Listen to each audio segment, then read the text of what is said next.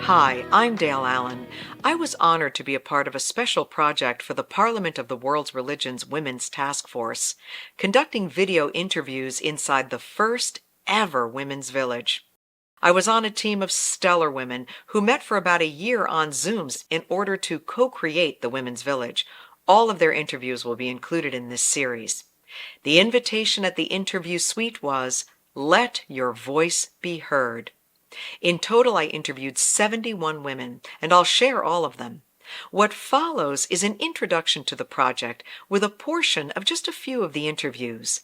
Over the course of the weeks ahead, I'll share these as well as all of the other interviews in full, in order to fulfill the promise of letting the women's voices be heard. I was truly fortunate to sit with women as they spoke from their hearts about their faith and action towards the Parliament's themes of a call to conscience, the uplifting of women's human rights and dignity, as well as the care of the next generations of children, which of course includes care of our earth. This video series gave me a sense of peace and reassurance, really. The women are activated, and their love cannot be stopped. And I can tell you that listening to a woman speak from her fierce heart empowers us as women to speak from our hearts, to find our voices, and to take action as well. We begin with the trustee and program chair of the Parliament of the World's Religions and the chair of the Women's Task Force, Phyllis Curott. And it was actually through my discovery of Wicca that I discovered that the divine isn't just male, it's also female. And it isn't just a transcendent spirit, which it is, it's also an embodied spirit. It's in all of us. And the first place I saw the goddess was in the eyes, in the lives, in the joys, even the struggles of the other women in my circle. And so ever since, I recognize the goddess in other women. And also, in men and people who don't use that gender-based language anymore, but women, for sure. How do I live my spirituality? Every day with a small practice of casting a circle and giving thanks to each of the elements for the blessings of life that they give me, by making offerings to the animals and the birds, and then the work that I do, the books that I write and the classes that I teach, and my service to the community, and especially to women at the Parliament of the World's Religions, creating space for them, first with the Women's Assembly and program in 2015, and then every year since then. And it keeps growing and growing and growing, because that's the nature of sisterhood. I had gone to Jerusalem in 2019, and I was looking for what I want in my life. I was going through that we all go through this moment, the crisis. Who am I? Where did I come from? What am I here to do? I've raised my kids. I've been a good daughter, been a good wife, been a good sister, been a good teacher, been a good American citizen, been a good neighbor. What do I do about myself now? Where am I going? And I found my answer when I was in front of the Temple Rock, the Dome of the Rock. I had gone in as a Muslim, and on one door, my Catholic sister was waiting, and another, my Jewish sister. And just when I arrived at the second, third holiest place for Muslims, she called me and she said, "Can you show me what it looks like?" My friend Deborah called me.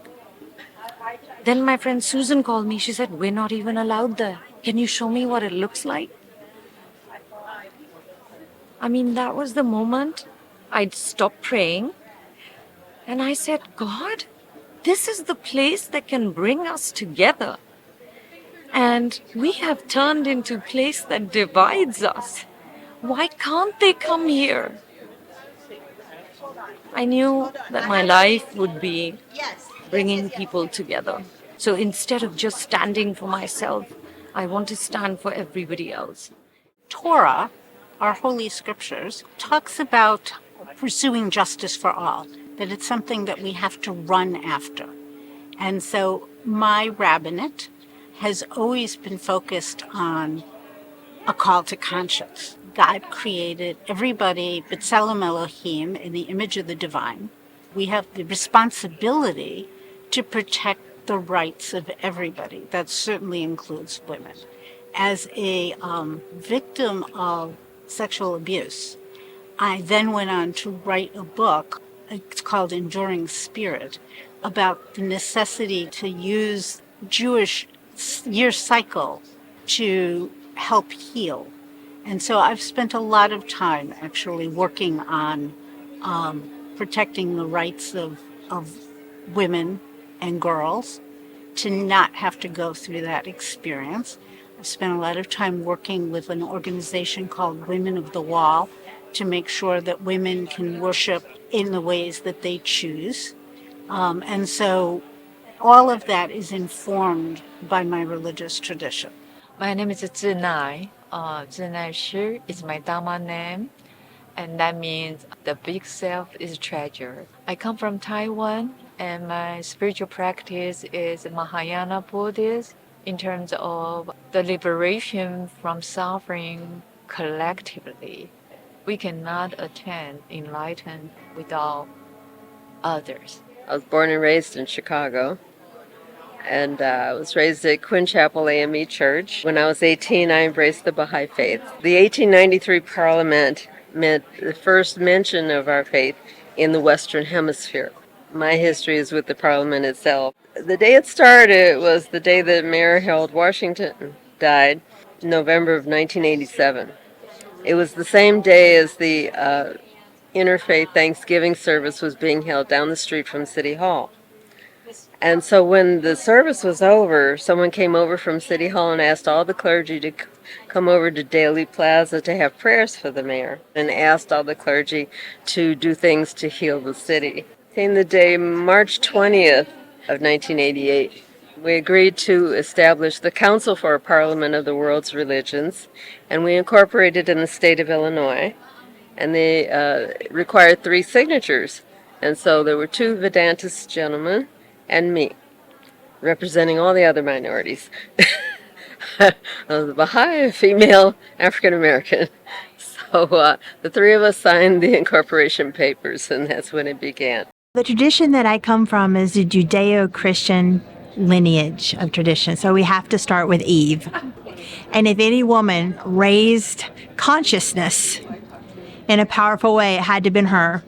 Eve was the first great theologian. She was the first one to start asking questions of why. She was the first one to start thinking about who we are, why we do things, why we don't do things. What is it that we're going to do, and actually getting this fruit of knowledge from this tree for ourselves. Because every time we learn something, we do grow. Not everything is easy to learn, but once you have it, that knowledge, when combined with experience, turns into wisdom. So I'm part of the New Thought movement. I have an independent New Thought church called Inner Light Ministries in Santa Cruz, California. And I'm on the leadership council of the Association of Global New Thought, which is the umbrella for all of them. My faith tradition tells me that the only thing that ever needs to be healed is just the sense of separation, because we live in a unitary wholeness. We don't believe in a binary universe. We don't believe that there is a supremacy of any group over another group. To us, spirit is like a yin-yang, kind of like the full combination of both masculine and feminine, and that we will never live up to our full potentiality as a species until we are able to live in an integrated harmony of both of those. Great. I'm Shabad Kaur Khalsa, and I am a Sikh of the Western Hemisphere, we're called. And I'm also a Kundalini Yoga teacher of yoga and meditation. Drawing from the Kundalini Yoga tradition, we believe that in the Sikh path as well, intersecting with that the divine feminine is imbued in everything. I'm very dedicated to the empowerment of women, and so we have a lot of programming for women that is regular and ongoing. I teach women's classes, women's monthly moon workshops, and an annual women's retreat. It's just a beautiful spiritual way to connect women, get plugged into the feminine energy, and to be uplifted through the beauty of community. Really, it's a magic that happens. I'm interfaithfully Jewish, and I've been on a path of interfaith understanding to deepen the roots of my Jewish faith that I was raised in. Because of that lineage, because of the diaspora, because of the Holocaust, because of the injustices upon the Jewish people that are woven into my, not just my bloodline, but every fiber of my being, because I carry that cellular memory, that it's also my responsibility to heal the world and to ensure that I don't continue those atrocities in the micro or the macro way. Thank you. Tell me about some of the work that you do, which is clearly a reflection of that commitment and that sense of responsibility. I'm the president of SARA, the Women's Interfaith Organization, which was a clarion call to me the morning of 9/11. And I heard gather women. And I had no idea who was whispering in my ear, let alone what am I going to do with women once I gathered them, but I said yes. Along the way, I've discovered that what I was responding to was that impulse of the divine feminine to show up in leadership. My work is to invite women into their divine feminine, whether it's through social action, whether it's through dialogue, whether it's through education, whether it means go build a village in the middle of the world's religions to show the world's religions how we do it, how we convene, how we solve problems, how we dance together, how we sing together, how we just lay around together, how we pet each other's hair when it's time to comfort one another. So, I'll just say yes to anything that elevates that foundational understanding of bringing women into their understanding of who they are, and that is the divine feminine embodied. My faith is actually the divine feminine, and it's something that I stumbled across a long time ago and have been completely immersed in the energy of the divine feminine for probably about 15 years or so. I mean, completely immersed. And I understand so well why it's incredibly important. One of my favorite teachers, Marianne Williamson, said, if we're going to turn this ship around, we might call it the Titanic, it's going to be the girls that are going to do it. In my involvement with the divine feminine, and frankly, in my involvement with the parliament, being here and just leaving the opening ceremonies and listening to the mayor of Chicago talking about love and action is the answer to all of it. Love in action. And we women, we know how to love. We know how to love each other. We know how to love our children. We know how to love sometimes a lot of men that don't even deserve it. Sometimes we do a little too much of that, and our children suffer and we suffer. So the divine feminine to me is, if we're going to make it, it's going to be us. It's going to be us, and it's going to be us together. I'm here as a part of a delegation to bring justice for all. That's an organization I work for. Our mission is guided by the Quran, which is the holy book of Muslims, where God not only tells us to pray and worship and serve humanity, but one of the reasons, one of the guidelines given to us is to establish qist. And the meaning of qist is peace, equity, freedom, justice. We won't be judged on the outcomes because that's all in God's hands. But what efforts did we make to make sure that other human beings around us have dignity, are being able to live in a manner that everyone deserves to live in? I'm an Ifa priest. My spiritual practices are grounded in African spirituality, and specifically I'm trained in and initiated in both Akan and Yoruba. My service to the world is my rent that I pay to be on this planet as a human being. So as African people, we are water people. The water is very significant for me and for my tradition. And so, and especially when we're talking about women, and we understand what water means and the emotions of water and the emotions of women. So that's really significant. So that's one thing because we're women. But the other piece is around, I felt for me, it was paying homage to the climate. The water was very, very symbolic. We're saying that we're one. I grew up in a Jain faith, but I believe in universal religion and spirituality, and I practice Vipassana meditation. I want to take this opportunity to say that call to conscience without constantly having the theme of taking care of earth and animals, it doesn't feel complete to me. I'm an Episcopalian, and I use Jean Shinoda Boland's term, we're Episcopagans.